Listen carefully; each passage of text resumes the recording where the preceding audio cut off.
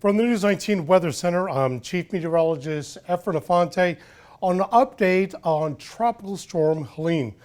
The information we got from the National Hurricane Center as of 8 o'clock, indicated that position 145 miles to the south of the western tip of Cuba.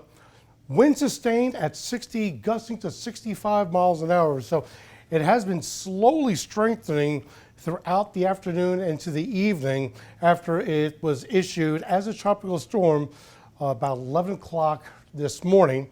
Its forward motion is speeding up a little bit to the west-northwest at about 12 miles an hour.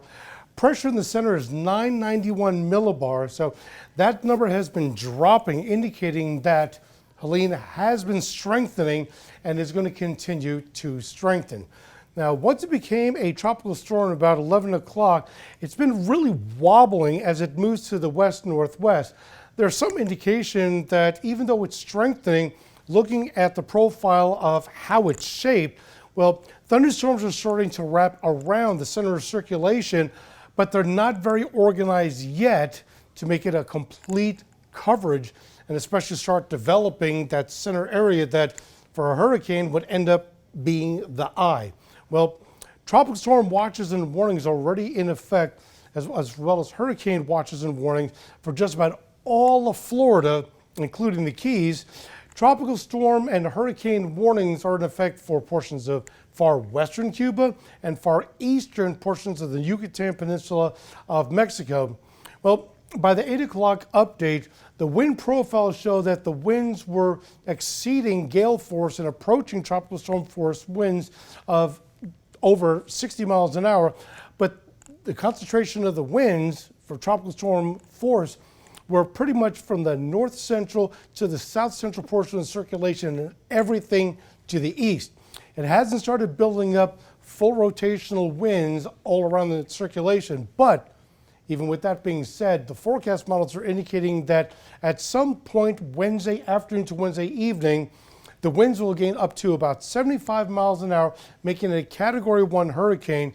And conservatively, within 24 hours thereafter, Wednesday afternoon and evening to Thursday afternoon and evening, it is going to rapidly intensify from a 1 to a Category 3 hurricane with potential winds of 115 miles an hour.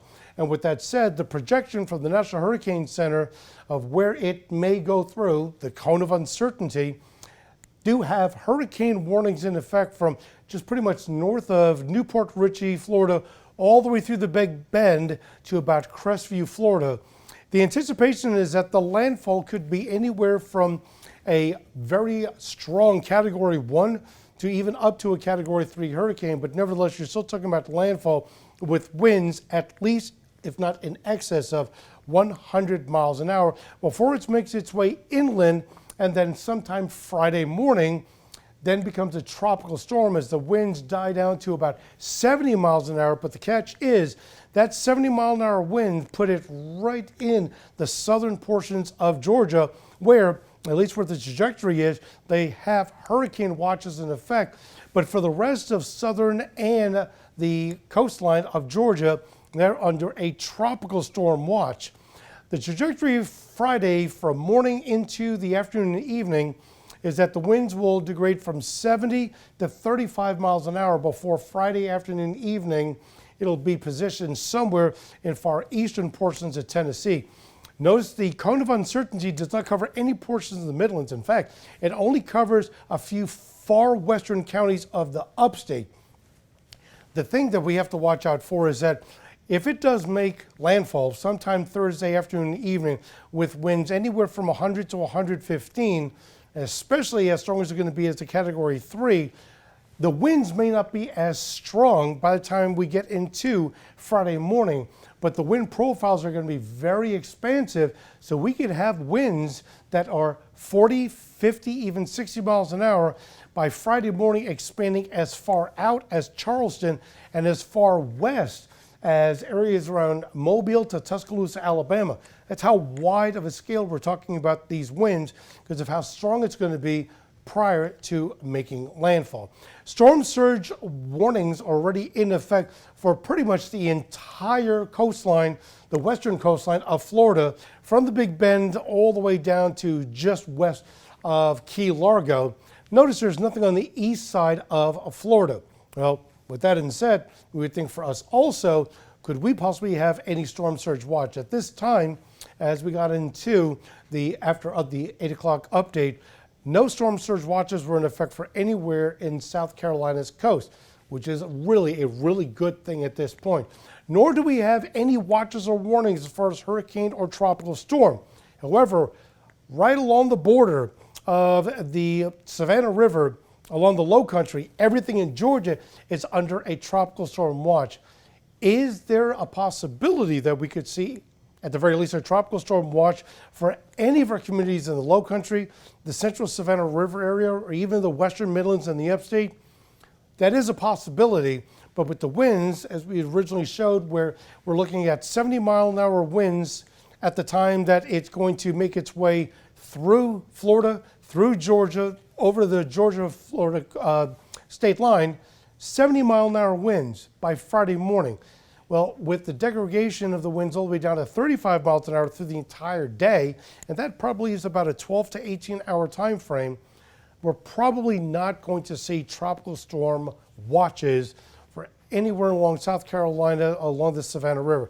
That could change, but at this time, with no storm surge watch and at least no tropical storm watch other than in Georgia, at least right now, we don't think that there will be any tropical storm watches in effect for South Carolina. But the key thing is that here's the cone of uncertainty.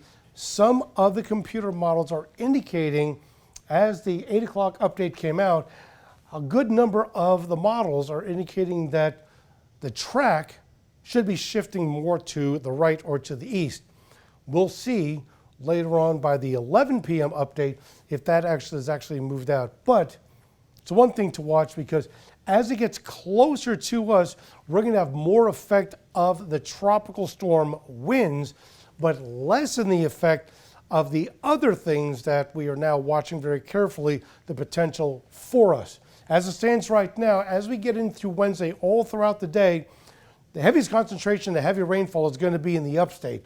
The further up into the upstate towards the mountains you're going to be, the higher and significant amount of rainfall is going to be expected. That's just for Wednesday. By Thursday, it expands to all of South Carolina, and pretty much the upstate, all of the upstate, portions of the central Savannah River area and the far northwest Midlands have got a moderate risk of significant heavy rainfall, while the rest of the Midlands and the PD, Grand Strand, and Low Country and coastal inland have got a slight risk of the potential of heavy rainfall.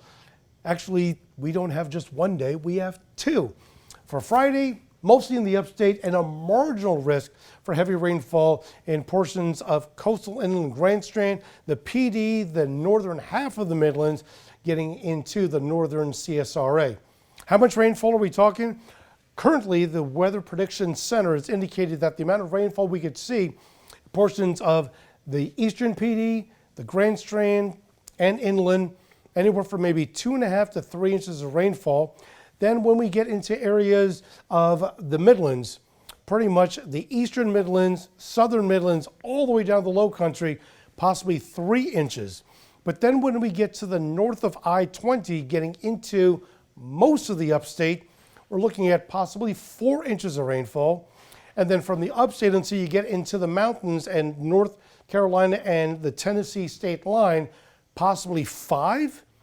But the far northern portions of the upstate getting into the mountains could possibly get up to 6 inches of rainfall. And the downside is that with all this rainfall that's expected, especially with all the heavy rainfall as you go into the northwest Midlands, into the upstate, everything flows from the upstate through the Midlands down to the low country as far as the rivers. So very likely, if this comes to fruition, we will have river flood warnings of at least action to moderate flood staging as we get into the weekend once all of the storms have passed. And in addition to that, on Thursday, primarily Thursday late afternoon or overnight, we're looking at pretty much along and south, or rather along and east of I-95, we could be looking at severe thunderstorms capable of producing 1-inch hail or even 60+ mile-an-hour wind gusts, and the possibility of brief but nevertheless tornadoes associated with tropical cyclones. And then everything west of I-95, everything north of I-20 into the PD and into the rest of the Midlands and the upstate, a marginal risk where we could see strong or severe storms. And as far as the tropical storm winds, not that big of an issue right now. The highest probability is less than a 1 out of 4 chance of tropical storm force or 40+ mile-an-hour winds. The greatest chance is really going to be along the Savannah River from the upstate all the way down to the low country. And the closer you get into the Midlands, the less the probability is.